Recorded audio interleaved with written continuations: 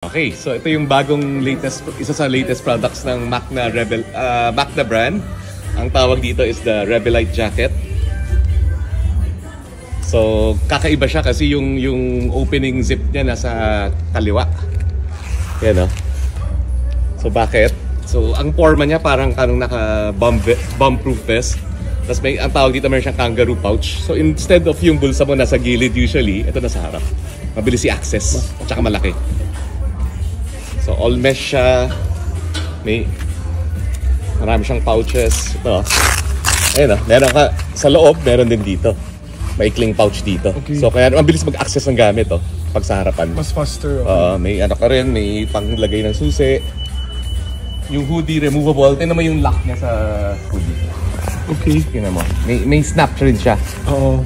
Para hindi nagpa-flap yung hoodie mo habang nagda-drive ka. Okay. Pwede matanggalin. Sige nga. Yung dito tanggalin natin. Parang feedback mo. Yan. Ito yung may system siya dyan. May button siya para ma-in place. Para mas hindi mag-snap. Okay. So yan, tingnan mo yung material niya dito. Maganda. May padded na. Tapos ito yung may finishing niya. Parang smooth, parang synthetic leather yung dating. Para maporma. So medyo youthful look to na jacket. Kakaiba.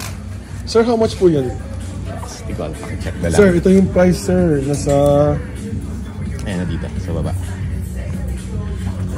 11,490 lang, guys.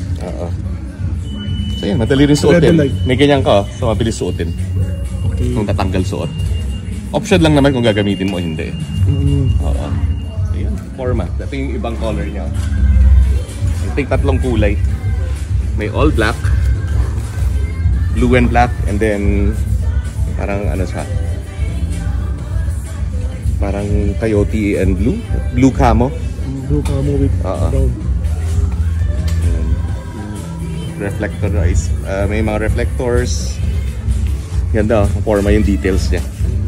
Kailangan makita mo yung actual para ma-appreciate mo talaga. So yun, isa yan sa latest products ni Macna. Macna. Only at ano, sir? Moto Market. Only Moto at Moto Market. Okay.